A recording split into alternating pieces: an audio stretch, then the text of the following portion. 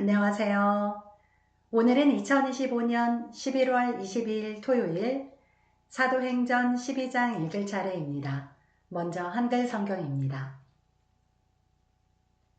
사도행전 12장 야고보의 순교와 베드로의 투옥. 그때에 헤롯 왕이 손을 들어 교회 중에서 몇 사람을 해하려 하여 요한의 형제 야고보를 칼로 죽이니 유대인들이 이 일을 기뻐하는 것을 보고 베드로도 잡으려 할세 때는 무교절 기간이라. 잡음에 옥에가 두어 군인 넷씩인 네페에게 맡겨 지키고 6월절 후에 백성 앞에 끌어내고자 하더라. 이에 베드로는 옥에 갇혔고 교회는 그를 위하여 간절히 하나님께 기도하더라. 헤롯이 잡아내려고 하는 그 전날 밤에 베드로가 두 군인 틈에서 두 쇠사슬에 매어 누워 자는데 파수꾼들이 문 밖에서 옥을 지키더니 호련히 주의 사자가 나타나매 옥중에 광채가 빛나며 또 베드로의 옆구리를 쳐 깨워 이르되 급히 일어나라 하니 쇠사슬이 그 손에서 벗어지더라. 천사가 이르되 띠를 띠고 신을 신으라 하거늘 베드로가 그대로 하니 천사가 또 이르되 겉옷을 입고 따라오라 한데 베드로가 나와서 따라갈새 천사가 하는 것이 생시인 줄 알지 못하고 환상을 보는가 하니라. 이에 첫째와 둘째 파수를 지나 시내로 통한 쇠문에 이르니 문이 저절로 열리는지라. 나와서 한 거리를 지나매 천사가 곧 떠나더라. 이에 베드로가 정신이 들어 이르되 내가 이제야 참으로 주께서 그의 천사를 보내어 나를 헤롯의 손과 유대 백성의 모든 기대에서 벗어나게 하신 줄 알겠노라 하여 깨닫고 마가라 하는 요한의 어머니 마리아의 집에 가니 여러 사람이 거기에 모여 기도하고 있더라. 베드로가 대문을 두드린데 로데라 하는 여자아이가 영접하러 나왔다가 베드로의 음성인 줄 알고 기뻐하여 문을 미처 열지 못하고 달려들어가 말하되 베드로가 대문 밖에 섰더라 하니 그들이 말하되 얘가 미쳤다 하나 여자아이는 힘써 말하되 참말이라 하니 그들이 말하되 그러면 그의 천사라 하더라.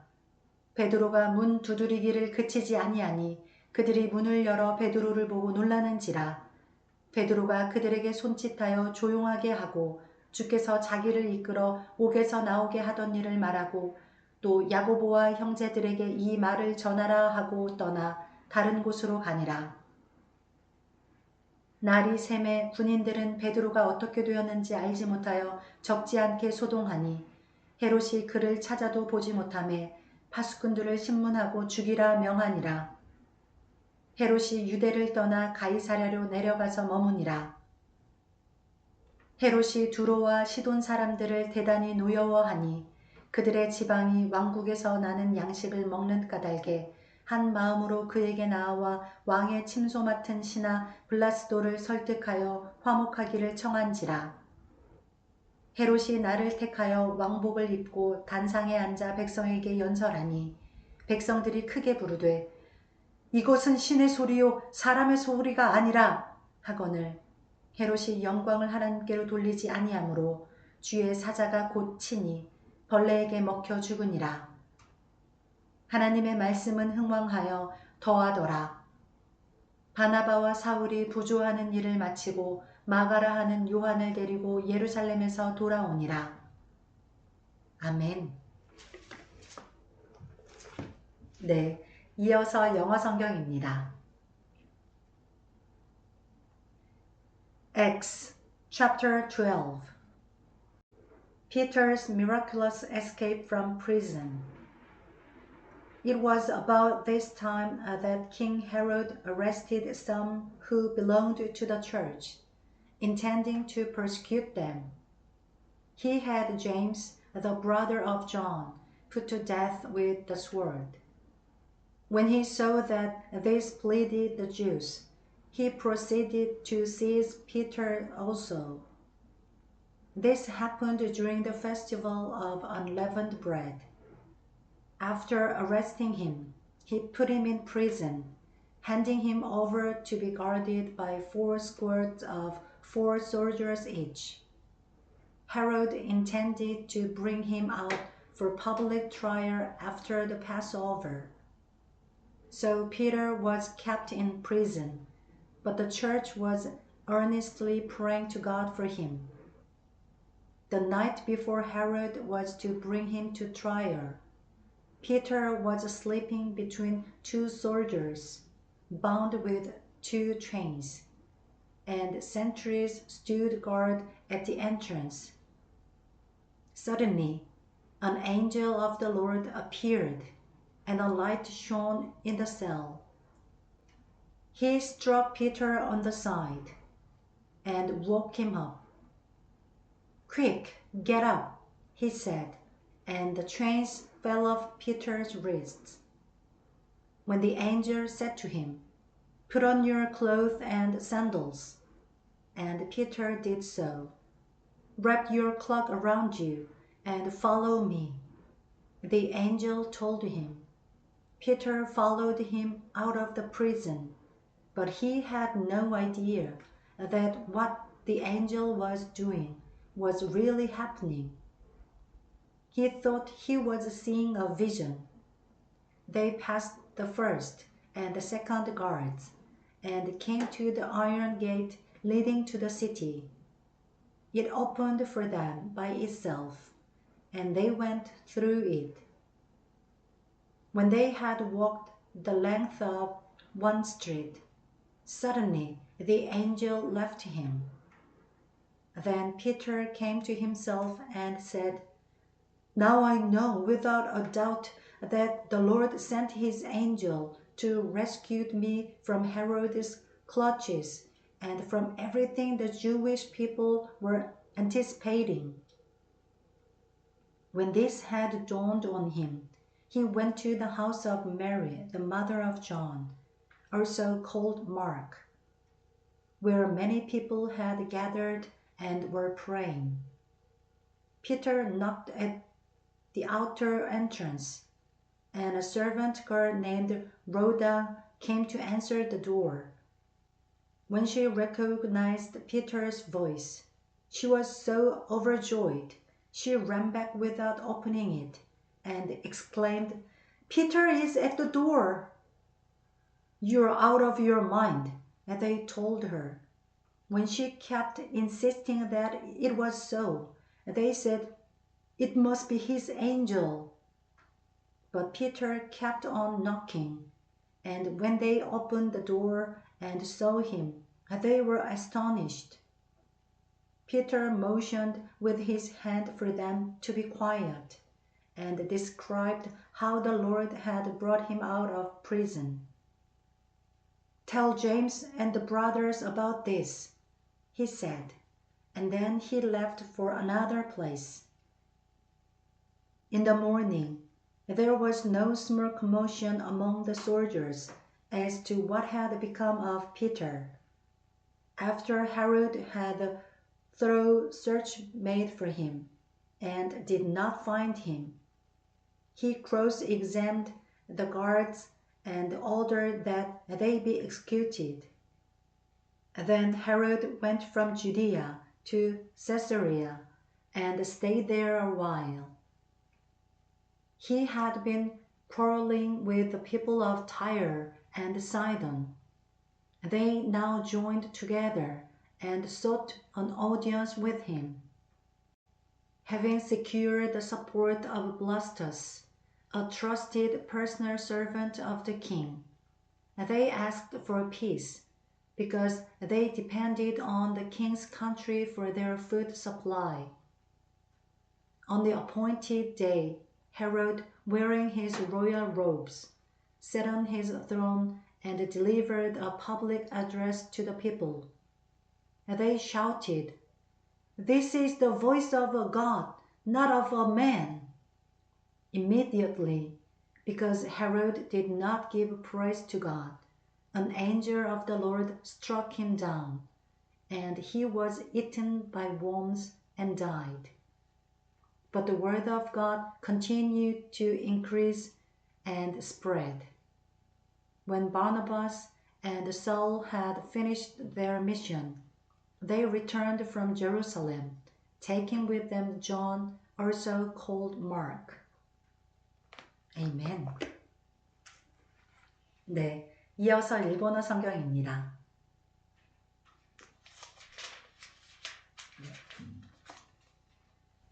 使徒の働き第12章。その頃、ヘロデ王は教会の中のある人たちを苦しめようとしてその手を伸ばし、ヨハネの兄弟ヤコブを剣で殺した。それがユダヤ人に喜ばれたのを見て、さらにペテロも捕らえにかかった。それは種なしパンの祭りの時期であった。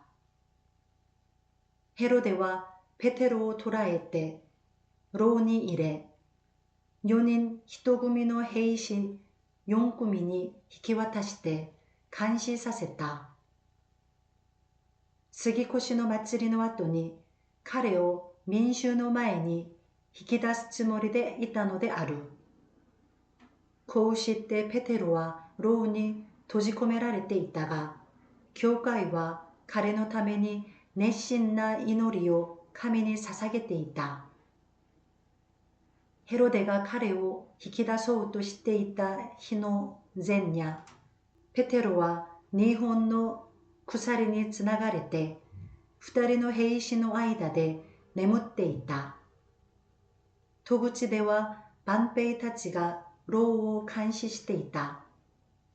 すると見よ、主の使いがそばに立ち、牢の中を光が照らした。御使いはペテロの脇腹をついて彼を起こし、急いで立ち上がりなさいと言った。すると鎖が彼の手から外れ落ちた。御使いは彼に言った。帯を締めて履物を履きなさい。ペテロがその通りにすると、御使いはまた言った。上着を着て私についてきなさい。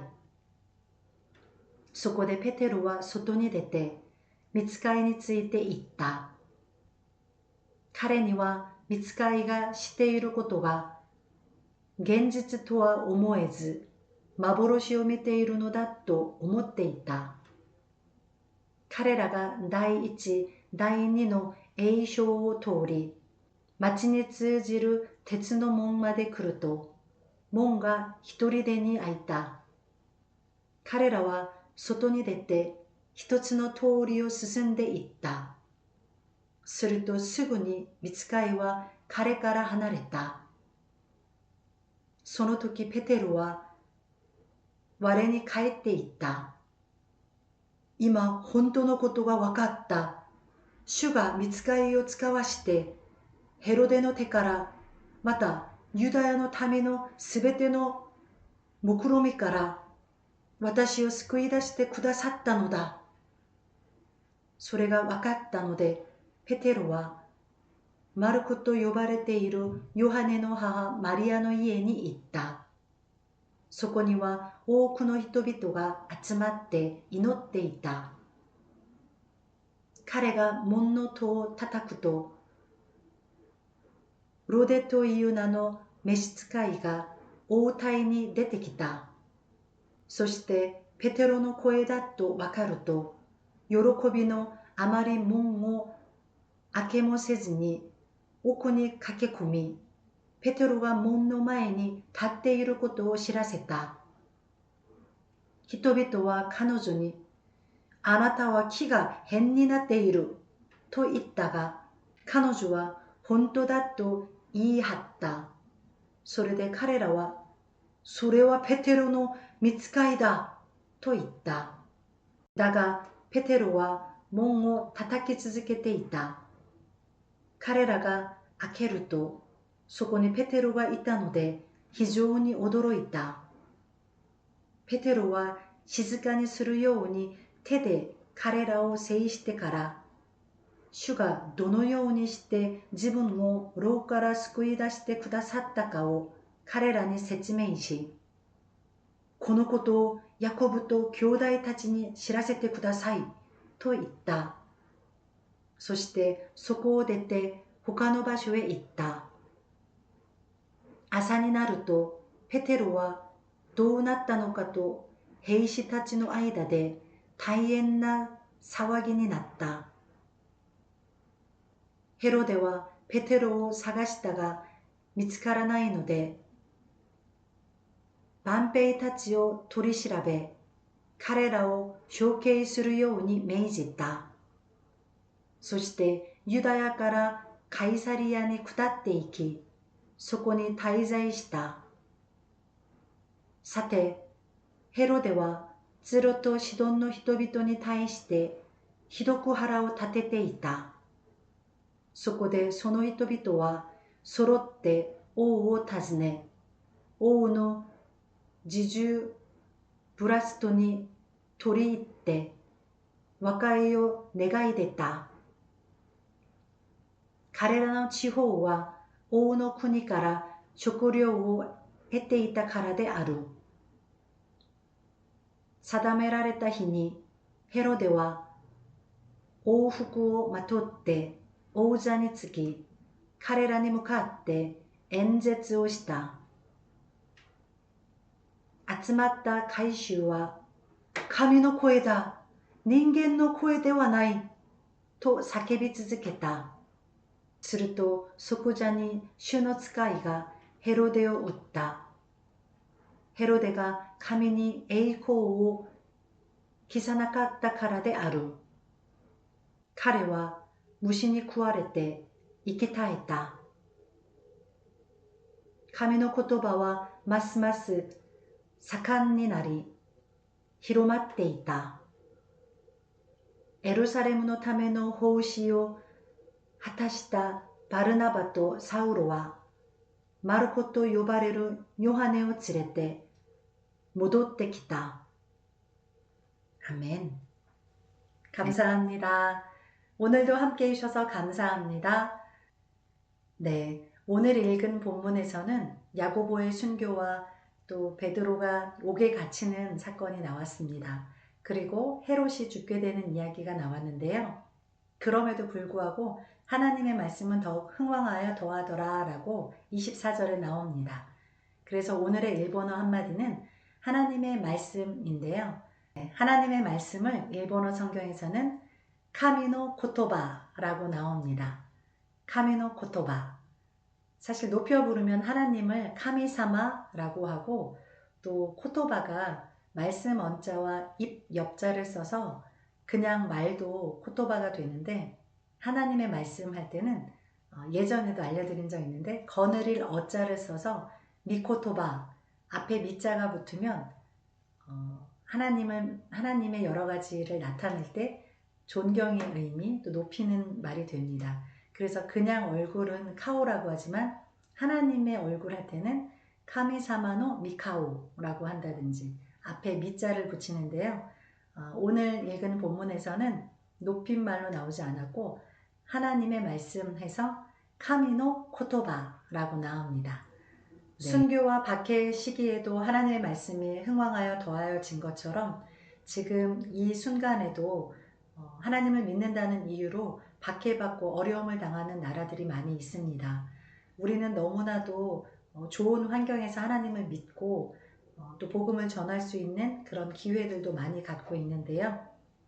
어려운 중에서도 복음을 전하는 자들을 위해서 또 우리는 얼마든지 때를 얻든지 못 얻든지 복음을 전할 수 있는데 더욱 힘을 내어서 복음을 전하고 하나님의 말씀을 더욱 가르치는 일에 저와 여러분이 더욱 귀하게 쓰임받기를 간절히 소망합니다. 네, 오늘도 함께 해주셔서 감사합니다. 주님의 은혜 안에서 오늘 하루도 즐거운 하루 보내시길 바랍니다. 감사합니다.